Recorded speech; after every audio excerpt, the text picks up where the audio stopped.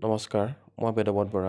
আহকচোন আজি আমি অসমৰ সাধাৰণ জ্ঞানৰ কেইটামান অতি গুৰুত্বপূৰ্ণ প্ৰশ্নৰ বিষয়ে আলোচনা কৰোঁ, যিকেইটা DME, DSS, ADRE, পুলিচৰ AB, UB আদি বিভিন্ন পৰীক্ষামূলক পৰীক্ষাৰ বাবে অতি গুৰুত্বপূৰ্ণ। মানৰ প্ৰথম অসম আক্ৰমণ কেতিয়া হয়? উত্তৰ 1817 চনত। প্ৰথম মোৱামৰীয়া বিদ্ৰোহ কেতিয়া হৈছিল? উত্তৰ 1769 চনত। লতাকটা ৰণ কাৰ দিনত হৈছিল? উত্তৰ ৰাজেশ্বৰ সিংহ। ধোদৰ আলি কোনজন ৰজাই সজাইছিল? উত্তৰ গদাধৰ সিংহ। গদাধৰ সিংহই কোনটো মন্দিৰ সজাইছিল? উত্তৰ উমানন্দ। কিমান চনত শৰাইঘাটৰ যুদ্ধ হৈছিল? উত্তৰ 1671। মীৰ জুমলাই অসম কেতিয়া আক্ৰমণ কৰিছিল? উত্তৰ 1662। নৰীয়া ৰজা বুলি কাক কোৱা হয়? উত্তৰ চুটিংফা। মূলাগাভৰু কাৰ পত্নী আছিল? উত্তৰ ফ্ৰাছেংমুং বৰগোহাঁই। পাট্টগোহাঁই পদৰ সৃষ্টি কোনে কৰিছিল? উত্তৰ চুহুংমুং। কাফাৰ কিমান চনত মৃত্যু হৈছিল? উত্তৰ 1261 খ্ৰীষ্টাব্দত। কামৰূপৰ পাল বংশৰ প্ৰতিষ্ঠাতা কোন আছিল? উত্তৰ ব্ৰহ্মপাল। শালস্তম্ভ বংশৰ প্ৰতিষ্ঠাতা কোন আছিল? উত্তৰ অৱন্তী কুমাৰ। ৰুক্মিণীক কোনে হৰণ কৰিছিল? উত্তৰ শ্ৰীকৃষ্ণ। ভীষ্মক ৰজাৰ জীয়ৰীৰ নাম কি আছিল? উত্তৰ ৰুক্মিণী। ভীষ্মক ৰজাই ক'ত ৰাজত্ব কৰিছিল? উত্তৰ কুন্দিল। অগ্নিগড় কোনে সজাইছিল? উত্তৰ বাণ ৰজা। বাণ ৰজাই কোন দেৱতাক ভক্তি কৰিছিল? উত্তৰ শিৱ। নৰকক বধ কোনে কৰিছিল? উত্তৰ শ্ৰীকৃষ্ণ। নৰকাসুৰে প্ৰতিষ্ঠা কৰা বংশটোৰ নাম কি আছিল? উত্তৰ ভৌম বংশ। প্ৰাগজ্যোতিষ ৰাজ্যৰ প্ৰথম ৰজা আছিল? উত্তৰ মহীৰংগ দানৱ। ব্ৰমণ বংশ কোনে প্ৰতিষ্ঠা কৰিছিল? উত্তৰ পুষ্যবৰ্মন।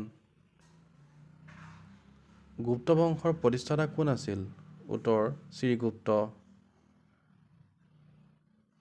অশোকে প্ৰচাৰ কৰা ধৰ্মটোৰ নাম কি আছিল? উত্তৰ বৌদ্ধ ধৰ্ম। কলিংগ যুদ্ধ কৰা মৌৰ্য সম্ৰাটগৰাকী কোন আছিল? উত্তৰ অশোক। মৌৰ্য বংশৰ সৰ্বশ্ৰেষ্ঠ ৰজা কোন আছিল? উত্তৰ চন্দ্ৰগুপ্ত মৌৰ্য। অৰ্থশাস্ত্ৰ নামৰ গ্ৰন্থখনৰ ৰচক কোন? উত্তৰ কৌটিল্য। ইণ্ডিকা নামৰ গ্ৰন্থখনৰ ৰচক কোন আছিল? উত্তৰ মেগাস্থানিছ। মৌৰ্য সাম্ৰাজ্য কেতিয়া প্ৰতিষ্ঠা কৰিছিল? উত্তৰ 321 খ্ৰীষ্টাব্দত। মৌৰ্য বংশ কোনে প্ৰতিষ্ঠা কৰিছিল? উত্তৰ চন্দ্ৰগুপ্ত মৌৰ্য। ঋক্ষান উৎসৱ কোন জনগোষ্ঠীয়ে পালন কৰে? উত্তৰ আহোমসকলে। প্লেয়িং টু উইন কোনে লিখিছিল? উত্তৰ চাইনা নেহৱাল।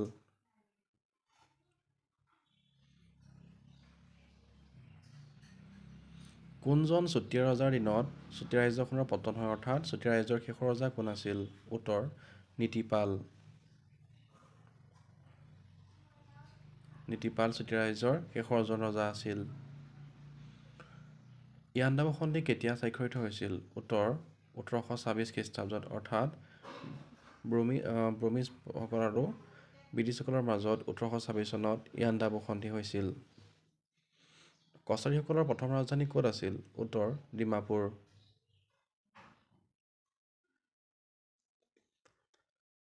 অসমৰ এটাৰনেল চিটি অৱ ৰোমাঞ্চ বুলি কাক কোৱা হয়?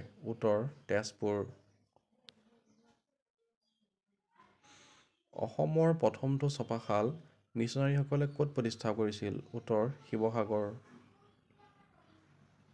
অসম সাহিত্য সভাৰ 2020 বৰ্ষৰ অধিৱেশন ক'ত হৈছিল? উত্তৰ শুৱালকুছি। আৰু 2025 চনত হৈছিলে পাঠশালা। ডক্টৰ হিমন্ত বিশ্ব শৰ্মা অসমৰ কিমানতম মুখ্যমন্ত্ৰী? উত্তৰ 15তম।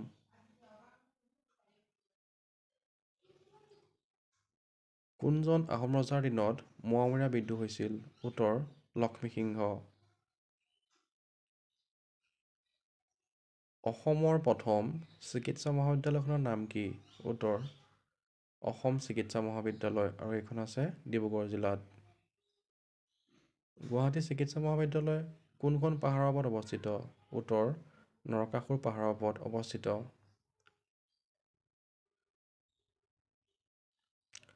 শ্ৰীমন্ত শংকৰদেৱ স্বাস্থ্য বিজ্ঞান বিশ্ববিদ্যালয় কিমান চনত স্থাপন কৰা হৈছিল? উত্তৰ 2009 চনত। ভোগেশ্বৰ বৰুৱাৰ জন্ম নিম্নলিখিত কোনখন ঠাইত হৈছিল? উত্তৰ শিৱসাগৰ। অসমৰ দ্বিতীয়খন চিকিৎসা মহাবিদ্যালয়ৰ নাম কি? উত্তৰ গুৱাহাটী চিকিৎসা মহাবিদ্যালয়। অসমীয়া খেলুৱৈ ভোগেশ্বৰ বৰুৱাৰ জন্মদিন কিমান চনত হৈছিলে? উত্তৰ 3 ছেপ্টেম্বৰ 1940 চনত, আৰু এই দিনটো অভিৰুচি দিৱস হিচাপে পালন কৰা হয়। অসমীয়া খেলুৱৈ ভোগেশ্বৰ বৰুৱাক কিমান চনত অৰ্জুন বঁটাৰে সন্মানিত কৰা হৈছিল? উত্তৰ 1964 চনত। অসম চিকিৎসা মহাবিদ্যালয়ৰ পুৰণি নাম কি? উত্তৰ Barry white medical school. Silchar চিকিৎসা মহাবিদ্যালয় কিমান চনত স্থাপন কৰা হৈছিল? উত্তৰ 1968 চন। আজিৰ শেষৰটো প্ৰশ্ন, কোন তাৰিখে ভোগেশ্বৰ বৰুৱাৰ জন্মদিনটো অভিৰুচি ক্ৰীড়া দিৱস হিচাপে পালন কৰা হয়? উত্তৰ 3 ছেপ্টেম্বৰ।